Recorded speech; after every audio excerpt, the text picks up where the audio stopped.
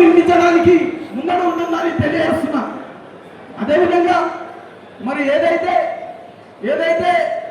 మనకు రేవంత్ రెడ్డి గారు చెప్పారు, కాంగ్రెస్ పార్టీలో కూడా కొంచెం మనకు లోటు ఉంది, ఆ లోటుని ఖచ్చితంగా భర్తీ చేయాలని చెప్పేసి మహేష్ కుమార్ గౌడ్ గారికి, రేవంత్ రెడ్డి గారికి నేను సభావిధంగా విన్నవించుకుంటూ, మాకు ఒక పటేల్ అనేది గెజిట్ కావాలి. మాకు మున్నుకాపుల నుంచి ఎప్పటి నుంచో మంత్రివర్గంలో స్థానం ఉంది.